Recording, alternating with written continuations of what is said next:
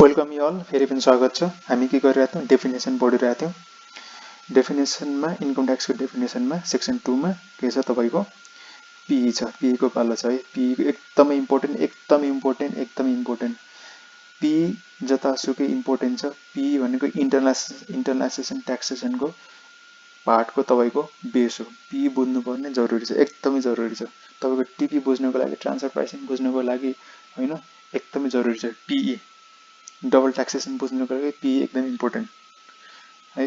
एकदमै राम्रोसँग हेर्नुस् पीई लाई। तपाई PE refers to a place, एउटा प्लेस हो where a person wholly or partly carries on a business. या त होल्ली या त पार्टली के गर्छ, बिजनेस क्यारी गर्छ। त्यो चाहिँ के हो, पीई हो। पीई सिम्पल टर्म्समा के सम्झिनुस्, ब्रान्च अफिस। सिम्पल टर्म्समा तपाईले एकदम सिम्पल टर्म्समा ब्रान्च अफिस है। यसमा के इन्क्लुड हुन्छ, a place where a person wholly or partly carries on a business through an agent. Agent लगाएर काम गर्यो भने के भयो, तपाईको पीई मा आयो। चाहे ब्रान्च तपाईले खोल्नुस् या नखोल्नुस् केही मतलब भएन, तर तपाईले एजेन्ट युज गर्नुभयो भने त्यो ब्रान्चमा आयो। चाहे तपाईको अफिस होस् या नहोस् हैन। चाहे होल्डले काम गरोस् एजेन्टले, या त पार्टली काम गरोस्, या त तपाईको मात्रै काम गरोस् या त अरूको पनि काम गरोस्।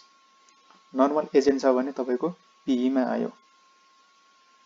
अदर देन छोडेर केलाई एक्सेप्सन आयो। Other than general agent of an independent status acting in the ordinary course of business is such। भनेको के, तपाईको मिस्टर एक्स, तपाई मिस्टर एक्स हैन, मिस्टर एक्स तपाईको कम्पनी ए लिमिटेड,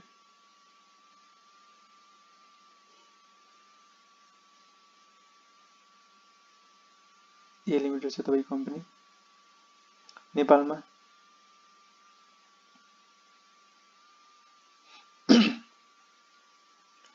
नेपालको कहाँ छ, केटीएम मा, काठमाडौँमा छ यसको main head office. Mister x छ कहाँ,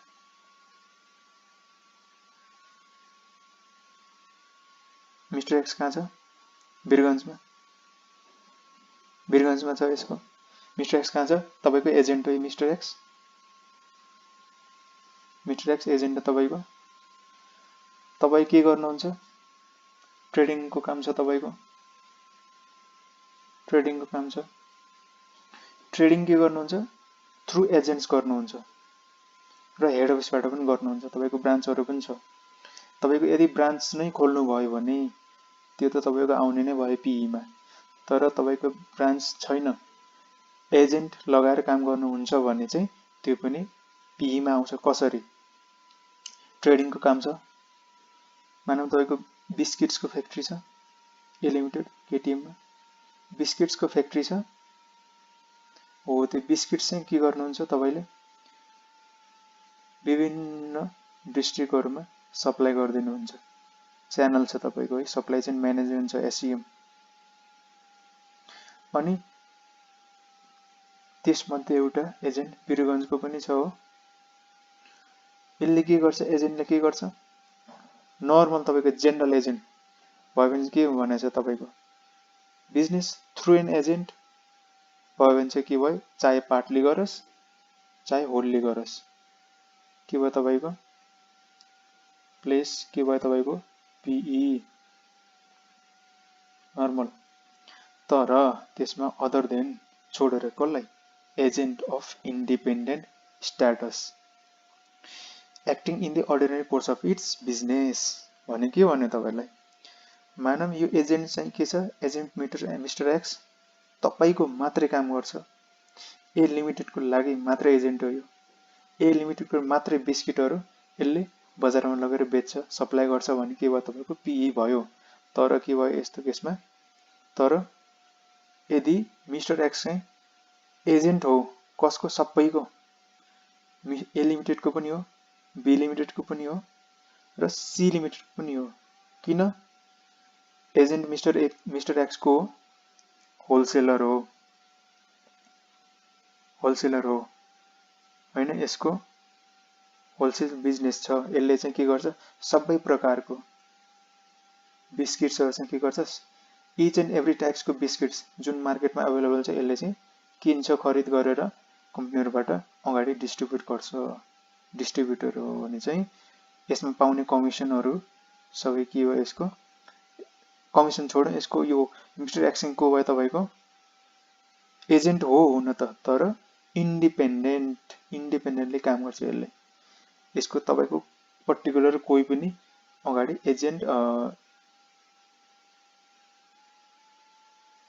एजेन्ट र अर्को को हुन्छ,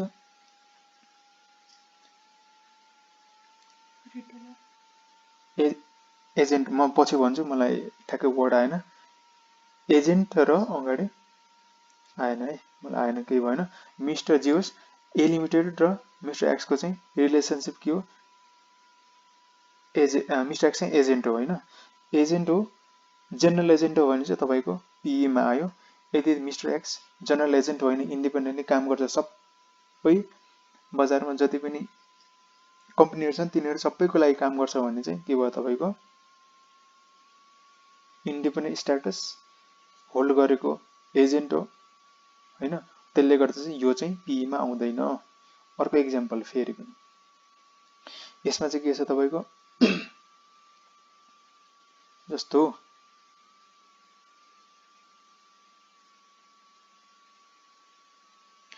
तपाईँको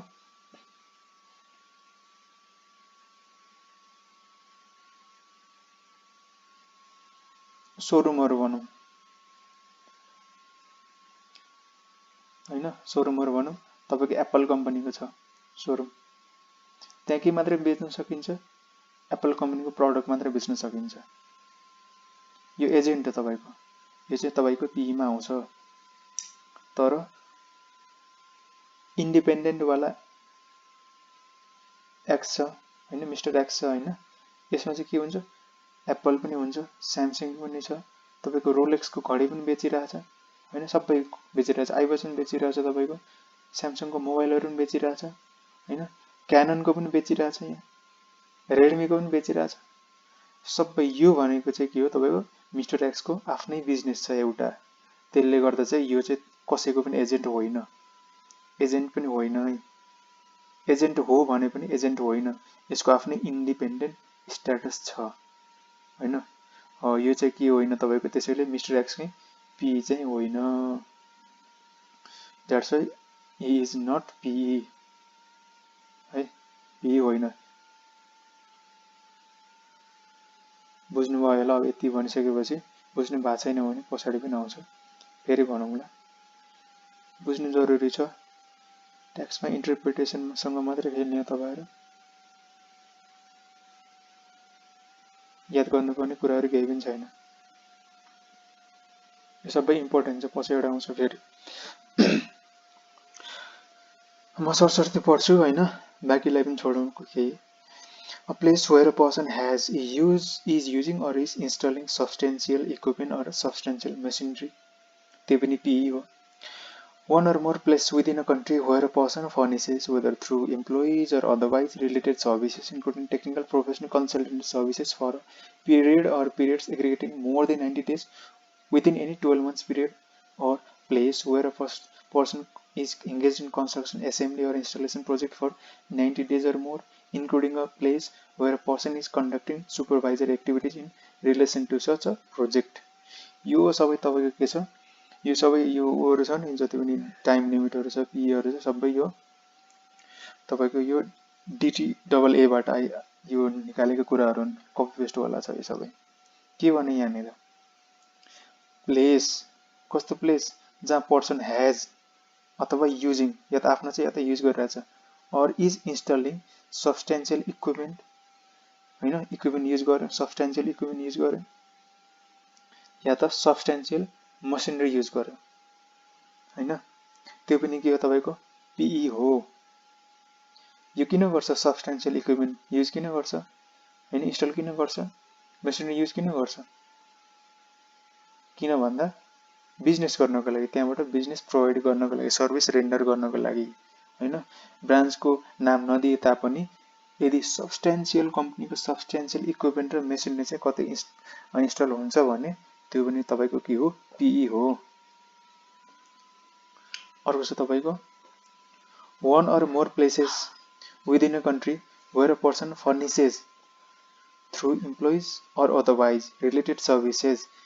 कस्तो खालको टेक्निकल प्रोफेसनल कन्सल्टेन्सी हैन, for a period aggregating more than 90 days within any 12 months period।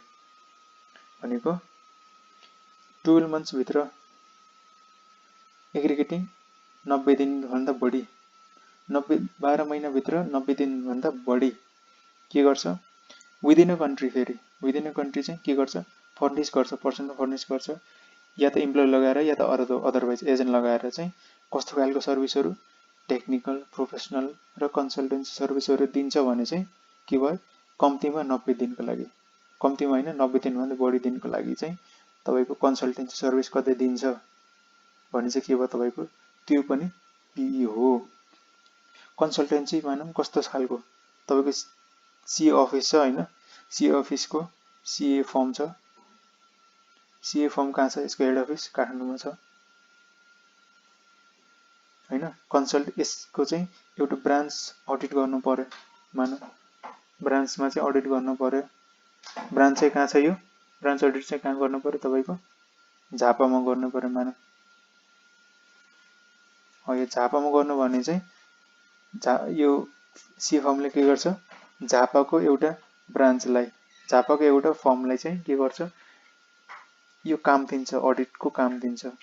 कसरी काम दिन्छ, कन्सल्टेन्सी सर्भिस कसरी दिन्छ, ब्रान्च त्यहाँको ब्याङ्कमा गएर तपाईहरु हाम्रो अडिट गरिदिनुस् भनेर काम दिन्छ हैन।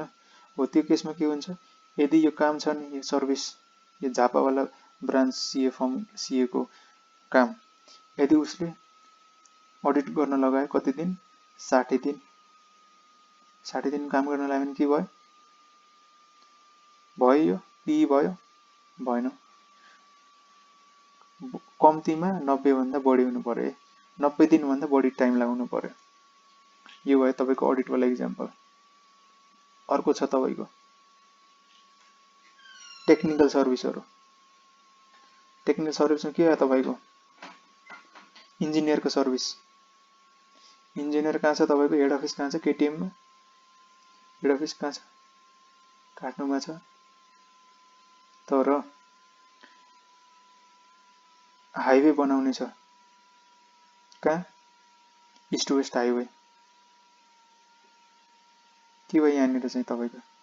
अनि यसको कामहरु कहाँबाट दिइराछ तपाईको, विदिन अ कन्ट्री है यो, फेरि एउटा झापाबाट दिइराछ,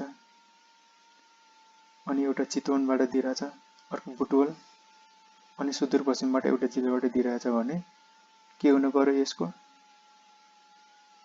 यसमा दिने सर्भिसहरुमा कति टाइम लाग्छ तपाईको, मोर देन 90 डेज, कति महिनामा, विदिन 12 मन्थ्स पिरियड, 12 महिना भित्र काम गर्दाखेरि 90 दिन भन्दा बढी टाइम लाग्यो भने, सर्भिस रेन्डर गर्ने टाइम हैन, पर्सनली त्यति टाइम लाग्यो भने चाहिँ त्यो एरियाहरुलाई चाहिँ हामी के मान्छौं, पिई मान्छौं। यो चाहिँ डेफिनेसन भयो पिई को। अर्को, place where a person is engaged in construction, assembly or installation project for 90 days or more, including a place where a person is conducting supervisory activities in relation to such a project। यो माथि मैले second वानको example चाहिँ यहाँनिर applicable हुन्छ। Person केमा engage छ, कन्स्ट्रक्सनमा हैन, कन्स्ट्रक्सन बिजनेसमा इन्क्लुड भएको छ उसको, सो एसेम्बलीमा छ हैन, ठुल्ठुलो मेसिनहरु एसेम्बल गर्छ, इन्स्टलेसनको कामहरु गर्छ हैन। त्यो चाहिँ कति दिनको, 90 days or more, 90 days or more भने चाहिँ यसमा चाहिँ कम 90 दिन भए पनि के भयो, पिई भयो। माथि चाहिँ 90 दिन भन्दा बढी हुनु पर्थ्यो है। कस्तो केसमा, टेक्निकल प्रोफेसनल र कन्सल्टेन्सी वालामा चाहिँ 90 दिन भन्दा बढी हुनु पर्थ्यो र 12 महिनाको लिमिट पनि हेर्नु पर्थ्यो। तर कस्तो खालकोमा, कन्स्ट्रक्सन वाला बिजनेसमा, एसेम्बल वालाको बिजनेसमा र इन्स्टलेसन कुनै प्रोजेक्टको लागि हो भने चाहिँ है, कुनै पर्टिकुलर प्रोजेक्टको लागि हो भने चाहिँ तपाईले 90 दिन भए पनि यही मान्न सक्नुहुन्छ। अर्को छ तपाईँको रिलेटिभ। रिलेटिभ भनेको त थाहै छ तपाईँलाई, अब यसमा के भन्नु पर्यो, तर पनि ट्याक्सको डेफिनेसनमा रिलेटिभको अर्कै डेफिनेसन छ है, एकदम इम्पोर्टेन्ट तपाईँको यो पनि। रिलेटिभ लमा आफ्नै छ डेफिनेसन, कम्पनी लमा छुट्टै छ होइन, इन्कम ट्याक्समा आफ्नै डेफिनेसन छ है।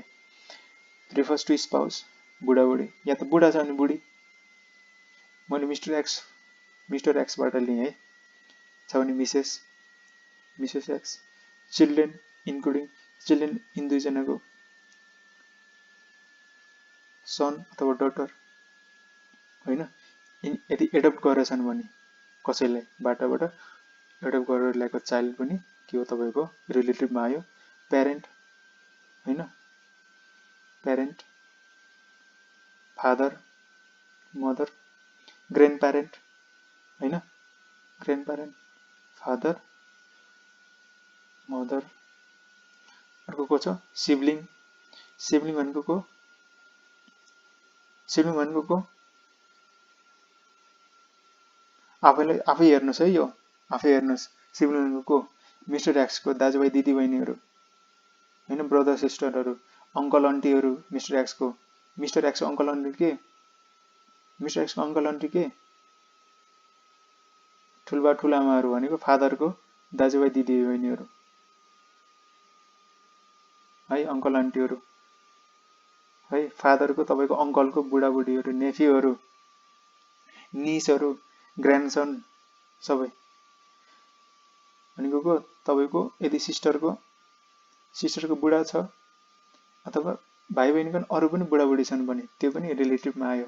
अनि ग्रान्डसन भनेको छोराको पनि छोराहरू छन् भने, ग्रान्ड डटर छोराको पनि यता छन् भने, छोराछोरी छन् भने त्यो पनि आयो।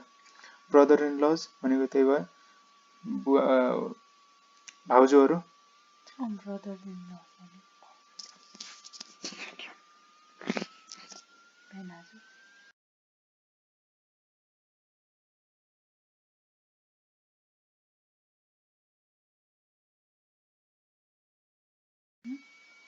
ब्रदर इन ल र सिस्टर इन ल। सरी म कन्फ्युज भएँ यसमा, आफै राम्रोसँग हेर्नु होला। यो चाहिँ भाउजू र ज्वाइँ है। अर्को फादर इन लज, फेरि यता बुढीको तर्फबाट गयो, फेरि मिसेस एक्सतिर गयो होइन, यता पनि भयो। अफेन इन्डिभिजुअल है, के भयो तपाईँको मिस्टर एक्सको बुढी होइन, श्रीमती, अनि दाजुभाइ दिदीबहिनीहरू, दाजुभाइ तथा दिदीबहिनीहरूको श्रीमान श्रीमतीहरू, अनि बाबा आमाको नि दाजुभाइ तथा दिदीबहिनीहरू सबै पर्नुभयो। अनि हजुरबाबातर्फ पनि हजुरबाबा हजुरआमा पर्नुभयो। अनि यता छोराछोरीतिर पनि गयो, नाति र नातिनीहरू है, यो चाहिँ सबै भयो। अनि बुढी चाहिँ सबैको है, बुढी चाहिँ सबै भयो तपाईँको, बुढी चाहिँ तपाईँको सबै आयो।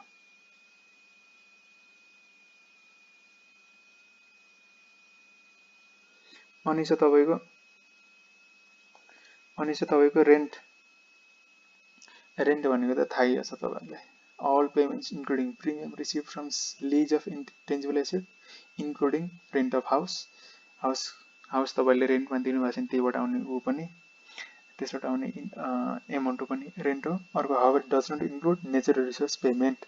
नेचुरल रिसोर्स पेमेन्ट भनेको के थियो, नेचुरल रिसोर्सको लागि गरेको पेमेन्ट, वाटर होइन, वाटर। अरू के थियो माथि पढेर हामीले नेचुरल रिसोर्स पेमेन्ट भनेर।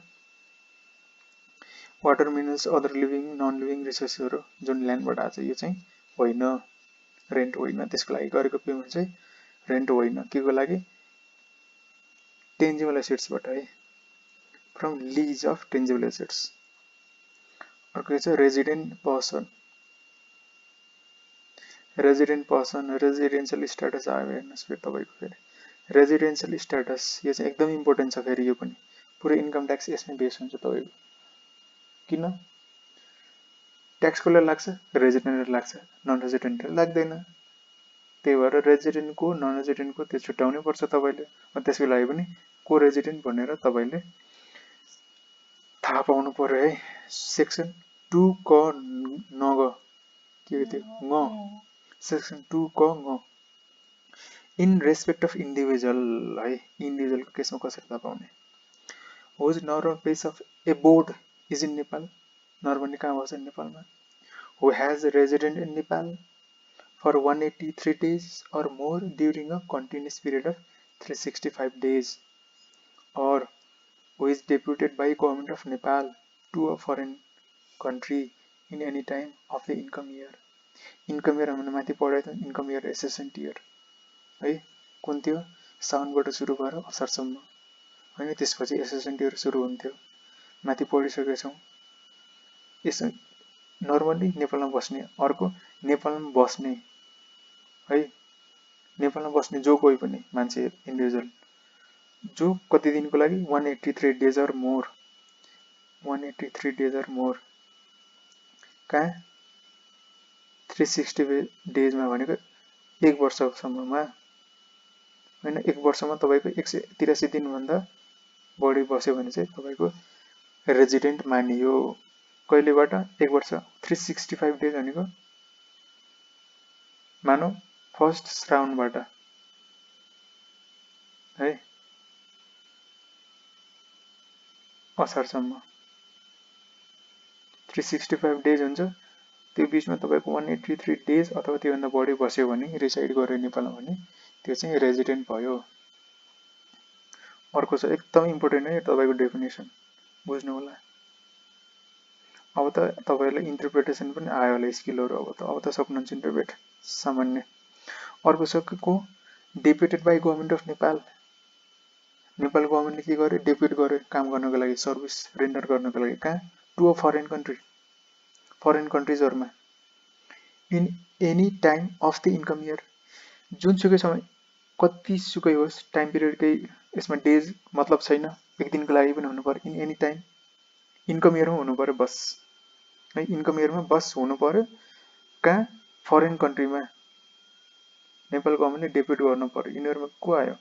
जस्तो एम्बेसीमा भन्छ नि, जस्तो युएसमा नेपाल एम्बेसी छ हो, नेपाल एम्बेसीमा के गर्यो? नेपालबाट इम्प्लोयहरू पठायो, नेपालबाट अफिसरहरू पठायो युएसमा नेपालिज एम्बेसीमा काम गर्नको लागि। तिनीहरू को भयो? रेजिडेन्ट भयो।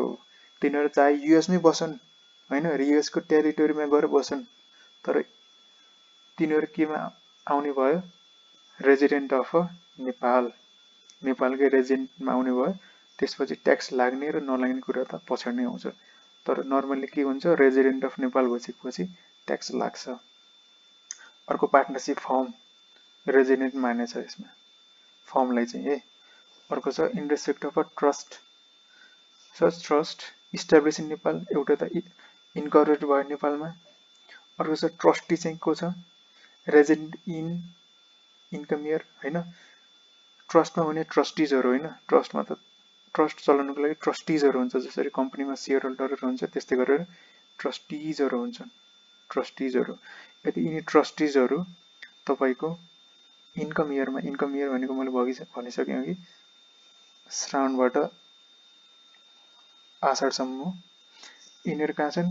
रेजिडेन्ट छन् नेपालको भने चाहिँ यो ट्रस्ट पनि तपाईँको रेजिडेन्ट भयो।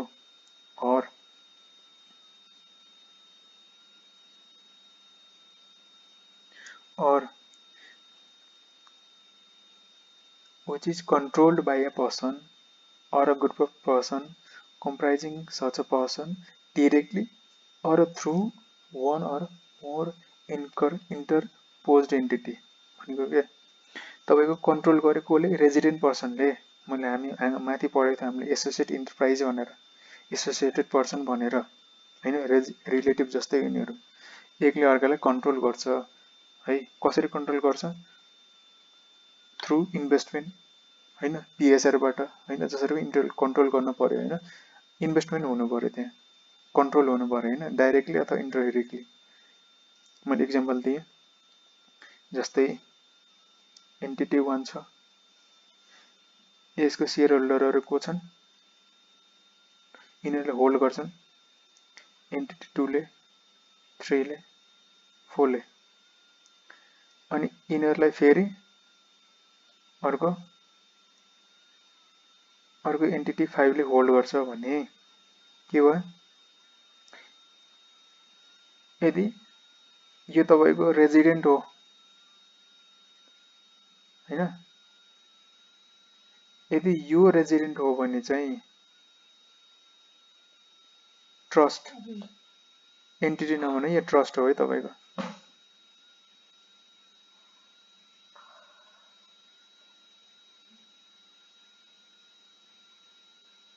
यो ट्रस्ट हो है। ट्रस्टमा चाहिँ एन्टिटीहरूले होल्ड गर्छन् भने अरू पर्सनले होल्ड गर्छन् र यिनीहरू को हुन्, रेजिडेन्ट हुन्। यिनीहरू रेजिडेन्ट हो भने चाहिँ आइदर सिंगल होइन, आइदर डाइरेक्टली या त यो रेजिडेन्ट हो भने इन्डाइरेक्टली। यिनीहरू हो भने चाहिँ ट्रस्ट पनि भयो रेजिडेन्ट। तर एन्टिटी 5 पनि तपाईको रेजिडेन्ट हो भने चाहिँ इन्डाइरेक्टली यसले पनि तपाईको रेजिडेन्शियल स्ट्याटसमा फरक ल्यायो है। बुझ्नुभयो होला है म यो भन्छु भने।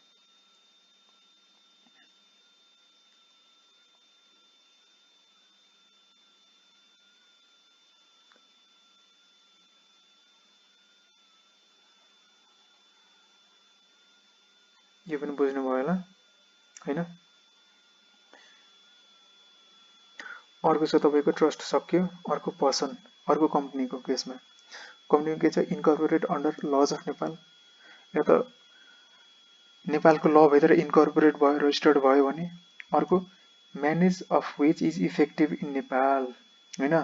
यसको म्यानेजमेन्ट छ, जुन कम्पनीको पनि म्यानेजमेन्ट, इफेक्टिभ म्यानेजमेन्ट चाहिँ कहाँबाट छ, नेपालबाट छ भने के भयो तपाईको रेजिडेन्ट भयो। यसमा पनि इस्युहरू आउन सक्छ बिस्तारै, त्यो पछाडि नै पढाउने, यहाँ छोडौँ। अर्को गभर्नमेन्ट अफ नेपाल, त्यो पनि रेजिडेन्ट भयो। अर्को भिडिसी म्युनिसिपालिटी, डिडिसी को भयो तपाईको रेजिडेन्ट भयो। अर्को in respect of any entity of any foreign government or provincial or local government under that government such entity which is established under the law of Nepal or management of which is effective in Nepal in any income year। भनेको के, entity हो कसको, foreign गभर्नमेन्टको। Foreign गभर्नमेन्टको चाहिँ हैन entity छ, कहाँ छ, नेपालमा छ हैन। तर इस्टाब्लिस कहाँ भएको छ, under the lodge of Nepal हैन, नेपालको ल भित्र इस्टाब्लिस भएको छ। अथवा बाहिरको गभर्नमेन्टको एउटा यहाँ एन्टिटी छ, एउटा प्लेस छ जहाँबाट चाहिँ नेपालमा इफेक्टिभ म्यानेजमेन्ट हुन्छ, त्यो पनि के भयो तपाईको रेजिडेन्ट भयो। भन्न खोजेको मतलब युएसको एउटा एन्टिटी छ, युएसको एउटा फरेन गभर्नमेन्ट छ एउटा, यसमा गभर्नमेन्ट भयो हैन। यसमा गभर्नमेन्ट, यस गभर्नमेन्टको एउटा, यसमा एउटा फरेन गभर्नमेन्ट छ हैन, नेपालको लागि फरेन हुने भयो, नेपालको लागि चाहिँ फरेन गभर्नमेन्ट भयो। यस गभर्नमेन्टको चाहिँ एउटा एम्बेसी, मानव एम्बेसी छ नेपालमा हैन। त्यो चाहिँ के भयो तपाईको इफेक्टिभली म्यानेज कहाँबाट भइरहेछ, इफेक्टिभली नेपालबाट भइरहेछ भने चाहिँ के भयो, नेपालबाट भइरहेछ भने चाहिँ के भयो, रेजिडेन्ट भयो। यो एम्बेसी पनि रेजिडेन्ट भयो। यदि भएको छैन, डाइरेक्टली युएसबाट तपाईको यहाँ कन्ट्रोल भइरहेछ, म्यानेजमेन्ट भइरहेछ भने चाहिँ के भयो तपाईको रेजिडेन्ट भएन, एनआर भयो है। बुझ्नु भएको छैन, ठिकै छ, केही छैन, तपाईलाई फेरि आउँछ पछाडि।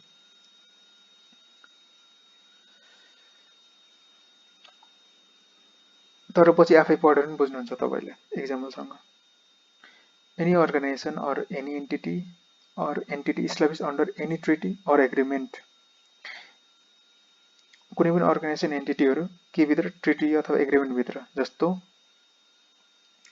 नेपाल र इन्डियाको एग्रिमेन्ट भएको छ दुईटाको बिचमा, कि यो एन्टिटीहरू तपाईको के भयो, अर्गनाइजेसनहरू त्यो भित्र रजिस्टर्ड भएको छन् है। कुनै एग्रिमेन्ट छ, त्यो एग्रिमेन्ट भित्र हैन, त्यो ट्रिटी भित्र चाहिँ तपाईको एन्टिटीहरू रजिस्टर्ड छन् भने, इस्टाब्लिस भएको छन् भने यिनीहरू पनि के भयो तपाईको रेजिडेन्टमा आउने भयो।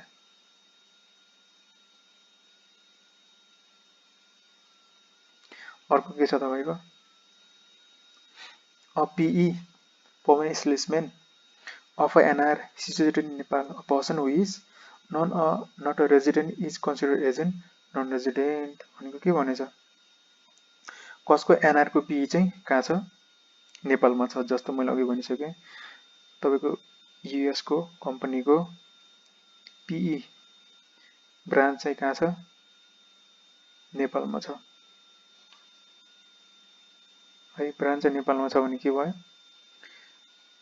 यूएस कम्पनीको हो तपाईको नन रेजिडेन्ट हो किन भन्दा नेपालमा इस्टाब्लिश भएको छैन नेपालको लमा इस्टाब्लिश भएको छैन यो यूएस को कम्पनी ल भित्र इस्टाब्लिश भएको छ यो हैन त्यसैले यो एनआर भयो तर एनआर को चाहिँ के भयो कम्पनी कहाँ छ पी चाहिँ कहाँ छ नेपालमा छ नेपालमा सिचुएट भएको छ भने चाहिँ यो ब्रान्च चाहिँ के भयो नेपालमा रेजिडेन्ट भयो a person who is not a resident is considered as a non resident जो पर्सन रेजिडेन्ट होइन यार त्यो त नन रेजिडेन्ट त हो नि जो रेजिडेन्ट होइन त्यो एनआर नै हो त्यसमा केही डाउट छैन है तपाईले रेजिडेन्ट हेर्ने हो यो रेजिडेन्टको पोइन्टलाई छोडेर बाँकी सबै के हो तपाईको एनआर हो अब त बुझ्नु भयो होला फेरि पढ्नुस् है इन्डिभिजुअल केसमा छुट्टै छ तपाईले फर्मको केसमा ट्रस्टको केसमा कम्पनीको केसमा गभर्नमेन्टको केसमा भीडीसीहरु र तपाईको फरेन गभर्नमेन्टको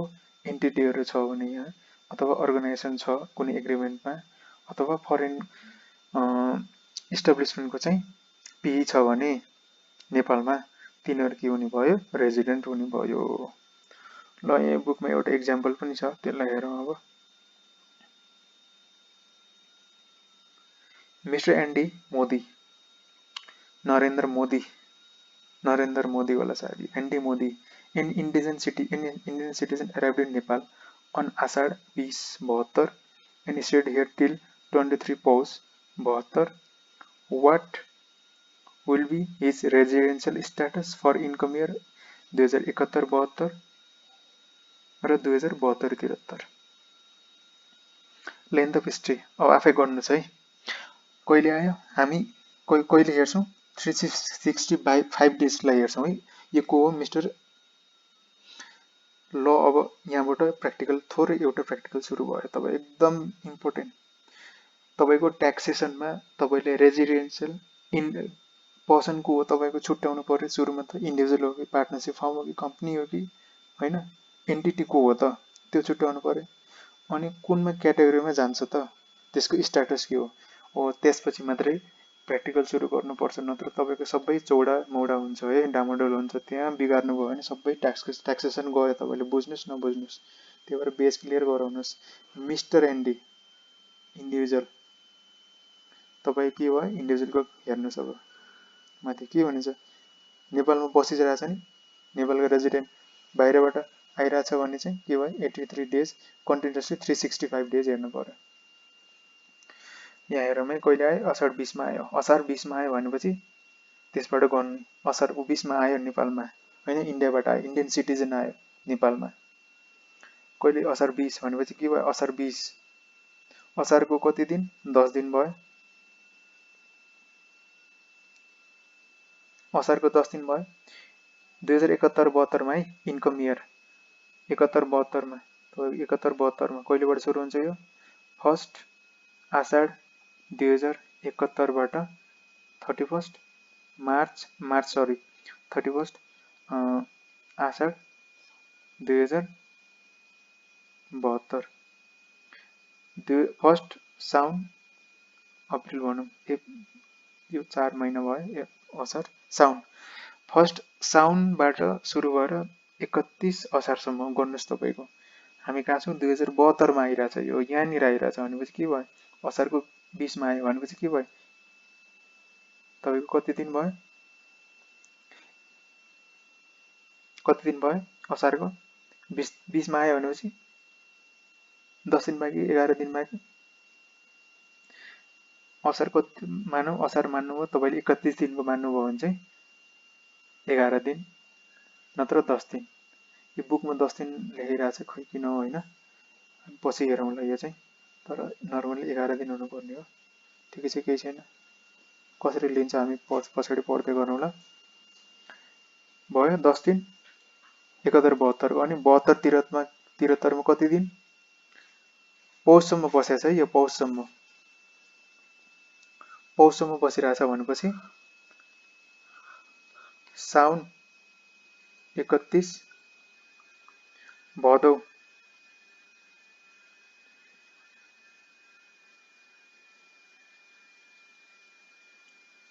गन्दै जानुस् है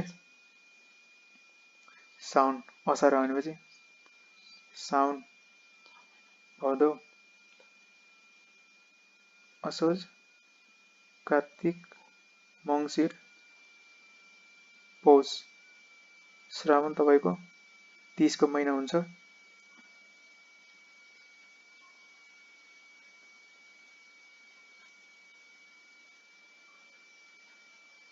30 सरी अब जति हुन्छ हेर्नु होला हैन नर्मली 30 31 हुन्छ भदौ 31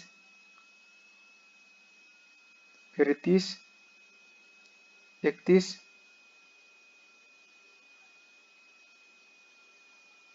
मङ्सिर 31 पुस 30 गर्नुस् है 90 93 कति भयो तपाईको 183 धेरै आयो त है 173 कहाँबाट आयो फेरि यो 170 त सायद नहुनु पर्ने हैन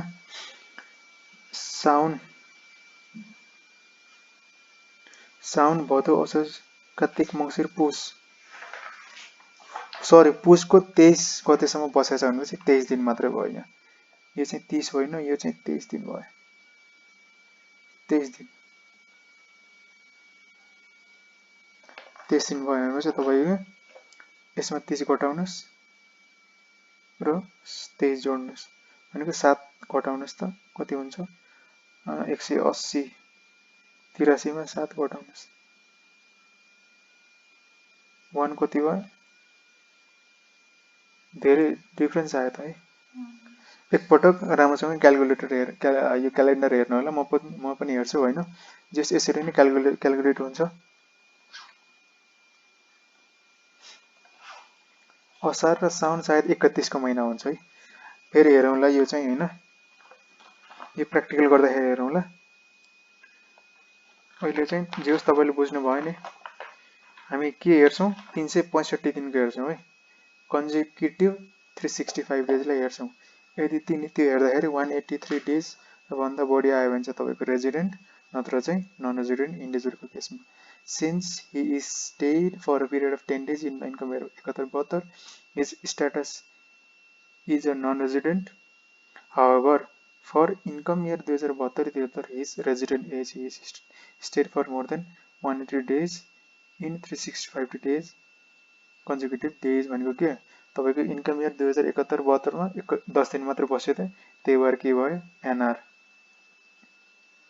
हैन यसमा चाहिँ एनआर भयो तर तपाईको 72 73 को लागि के हेर्नु पर्यो तपाईले कन्जिक्युटिभ 365 डेज हेर्नु पर्यो है 365 दिनमा के भएको छ टोटल 183 अनि हामीले हेर्ने पर्ने कति हो तपाईको 183 डेज अर मोर भनेको 183 दिन र त्योभन्दा बढी कहाँ कन्टिन्युअस पिरियड अफ 365 डेज है यो पनि हेर्नु पर्यो तपाईको अघिल्लो वर्षको पनि जोडिन्छ है यी इन्कम इयर वाइज हेर्ने होइन अघिल्लो वर्षको इन्कम इयर पनि जोड्ने यसमा यो वर्षको 365 डेज क्याल्कुलेट गर्दाखेरि है मलाई लाग्छ यो भिडियोमा हामी यति नै गरौँ हैन डेफिनेसन चाहिँ एकदमै इम्पोर्टेन्ट छ है राम्रोसँग पढ्नु होला यो रेजिडेन्शियल स्ट्याटस थ्यांक यू